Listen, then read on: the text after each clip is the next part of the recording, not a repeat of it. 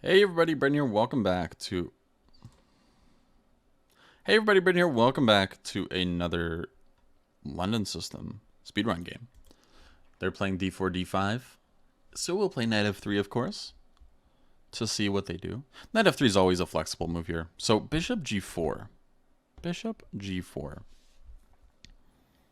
I'm not going to play this too crazy, but I am going to play c3, and there's a good reason why. c3 is good to play queen b3 to try to punish the fact that they played this move in the first place. And also, if they take, it actually helps us develop. So I'm willing to damage my structure slightly to get some good development going. Bishop to f4 is always nice. I'm looking at queen to b3, trying to punish them. I don't want to play e3 quite yet. I will, though. All right. And there we go. E takes f3. I actually quite like this position already. Let's go queen b3. If they go knight a5, we go queen a4 check. If they go back, we can go bishop to b5, for example. We're just focusing on the fact that we got some development going. And I think that's a good thing. Do we leave this guy hanging? And take here first. Because then we can take with check. That looks good to me. Let's take it.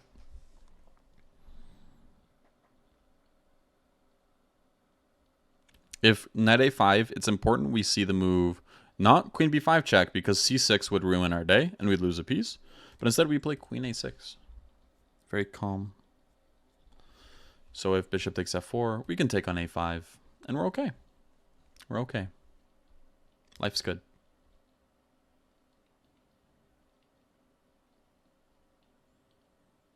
Actually, after knight a5, we have bishop b5 check. It's even stronger. Look at that. We're so smart. We are so smart. Actually, wait, king e7? Or king f8? But either way, I guess we just take care, yeah? Yeah, cool. All right. We got our answer. We just take on d6, and then we can happily move away, like queen a6. Or if they take with the queen, then we can take on a8. Cool. Lots of complications, but we're okay.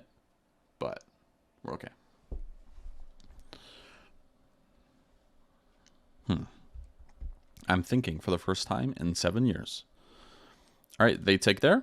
So we will take on c6 with check. If they go queen d7, we will take here. If not, we'll just develop. Bishop d3. If they ever attack, we'll just... I think we'll actually go b4 even. Yeah, bishop d3. Knight e7, queen a4, queen c2. We're okay. We're okay with this. This is fine. We're up a pawn. We gave up our dark square bishop for that pawn, but I think it was well justified. Ooh, do I play b4? I kind of like b4. Because I'm trying to actually restrict these pawns. I kind of want to take, but I don't think I should. I think that's a little risky. It might be getting into too much. So generally I'm going to take one pawn, but generally not the other unless I'm kind of forced into it. I would rather play moves like b4. And castles, of course. If we can get it. Because where do their pieces go, right? Like, do they play g6? Maybe I play h4. Maybe not, but maybe. All right, c6.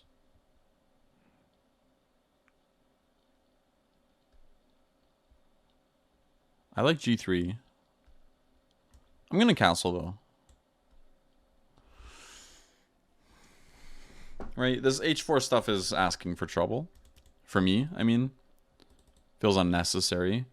Why complicate the position when their king's on f8 and we're up a pawn, right? So I think a beautiful scenario for us would actually be to get this pawn to a5. So I'm going to do that. I'm going to go queen c2, and they probably should play a5 themselves. But if they do that, I'm just going to focus on development. Knight d2? Or maybe a3? If they take, I take back. Knight d2, knight b3, knight c5, things like that.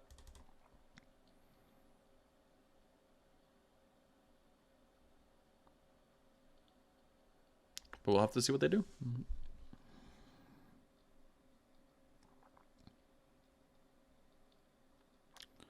It's all about maintaining tension in the position, right? A4 is a little premature anyways, so knight d2 is the best choice.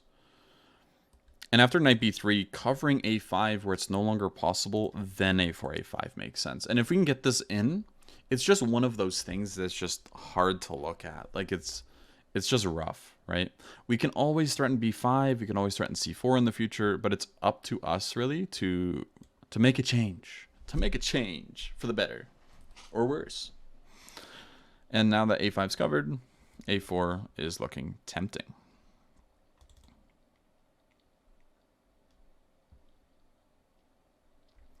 If queen c7 or queen d6, I'll just go g3, I think.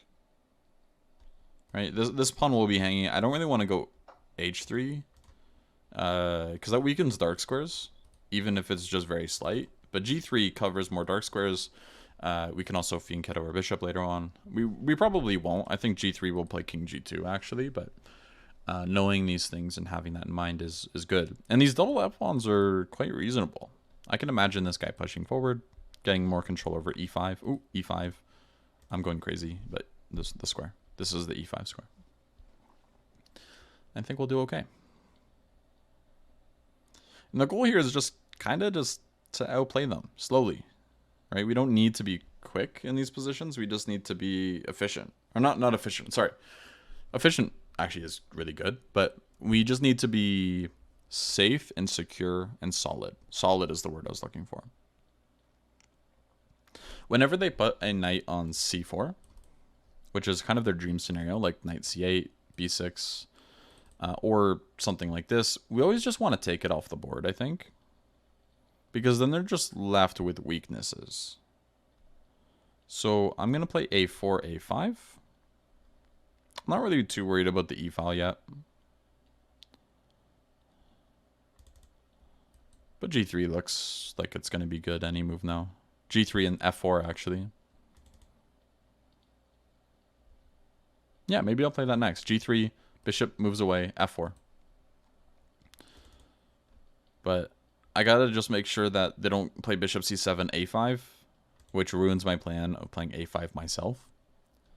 I think it just looks like a nice structure where it's a 4 versus 3, and well, things are locked up, so they can't like create weaknesses on that side of the board. The only weakness here is c3, but if I play a5, there's just nothing to create.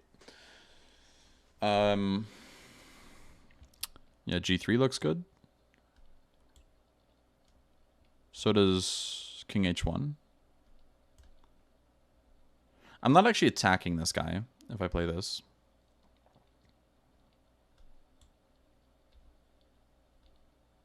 So how do I want to play?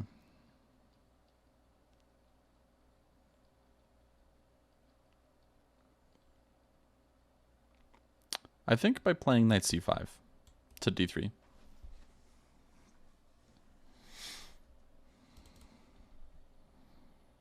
They might be looking at like rook e7, rook over. But by that time, I want to play g3 or knight d3 and f4.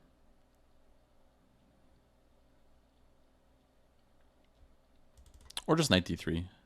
Rook e7, knight d3, and then rook e1. Looks incredibly good. Yeah, again, so the idea, rook e7. Okay, here, just g3, I think.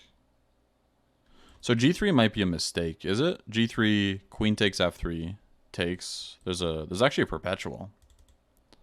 So I should be careful there. If I have to play h3, that's really depressing. Yeah, but I think I have to play h3. Whoopsies. Whoopsie. Okay. Because g3, them taking is annoying.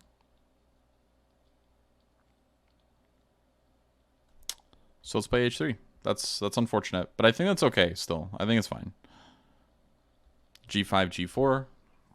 But the second they play g5, I can actually take on f5. So it looks like their kingside play kind of runs out. But I'm not getting this beautiful G3 structure that I wanted.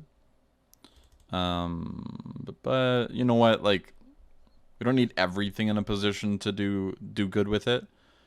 We just want to make sure that we're sticking to our fundamentals of just like not hanging stuff and, you know, playing as good as we can.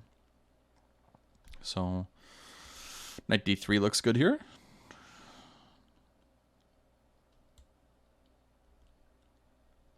Force the bishop to move away. Go rook e1. Start trading things off. If we ever reach a position where all the rooks come off, then this is going to be much, much easier to win, actually.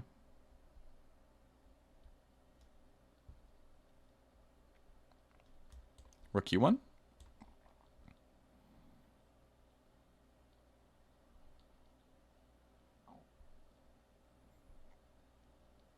I don't think moves like a5 are completely ridiculous. But it might be a bit cooperative. Rook takes e7, bishop takes e7, takes on a5. Yeah, looks pretty good for me. I can play moves like knight c5, a6. And if they ever take, then it's probably just 2 results. Alright. And I'll go rook e1 as well. And this queen's a little offside. I just can't see them checkmating me now. It's just definitely not going to happen. Queen e2. And again, g5. We have queen takes f5. Good defensive move. Even if there wasn't a pawn there, we would love to play queen f5 just because it prevents g4. But, of course, the point of why it could be strong is if we take, and then they still are like kind of threatening to rip things open.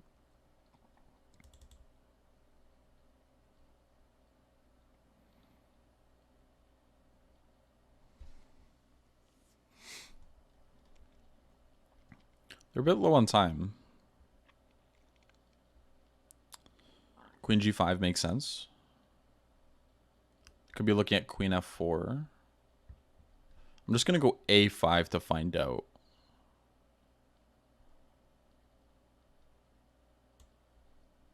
Because if they go queen f4, I'm actually just going to go g3. Because my knight's actually covering f3, luckily. And then they'd have to move away somewhere. And then I can just go like king f1, maybe. Here I'm really considering this, but I don't want to give them queen c1. I'll just go knight d3, actually. Knight d3 covers that square. Now all of a sudden there's no queen c1 and there's no queen f4. So now I can just go queen e2. King f1. And queen e2. There's no targets for them. And they're low on time.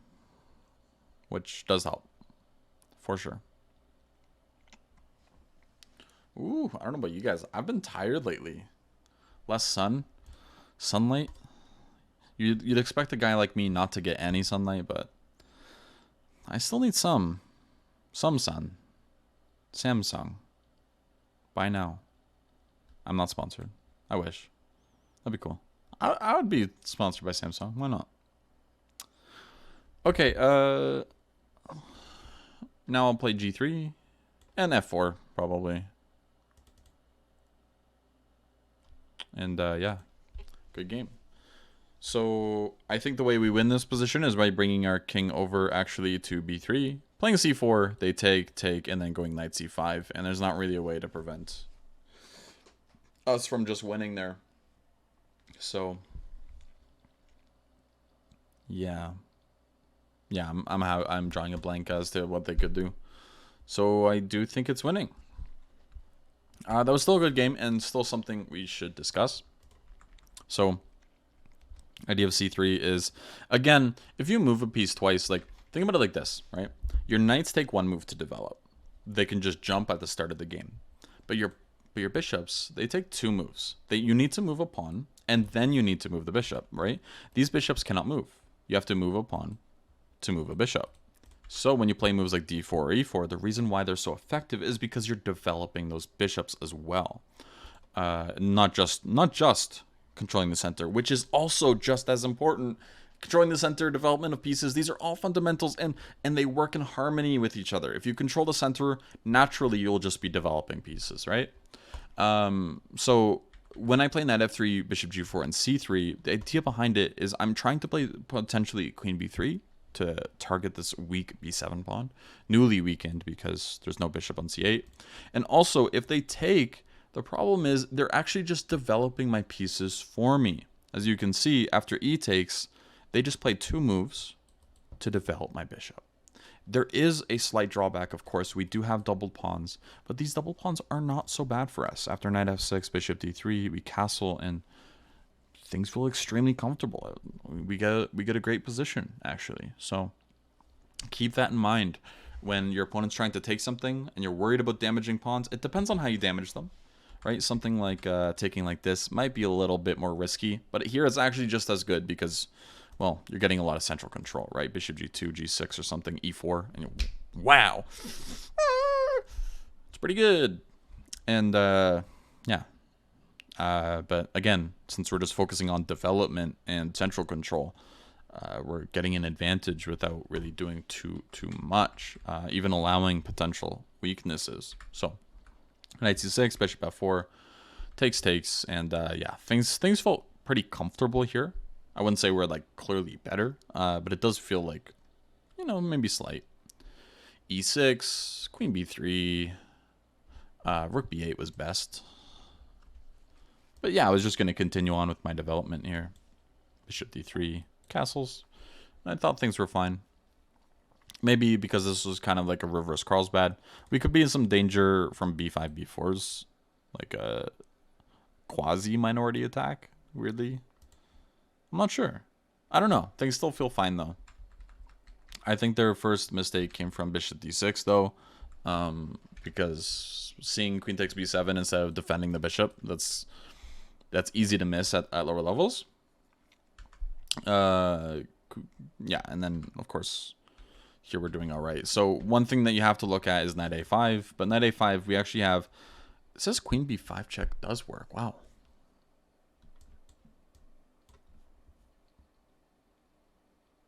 No way. We take on d6, guys. That's so cool.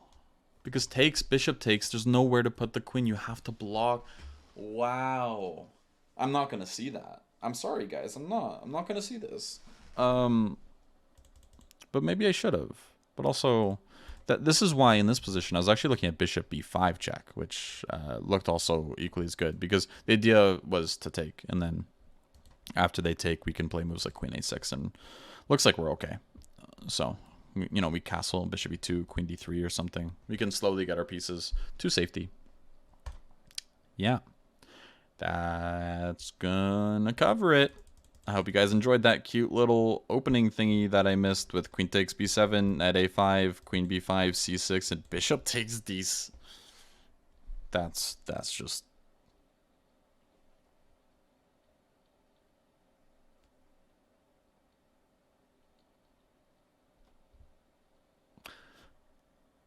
See you next time.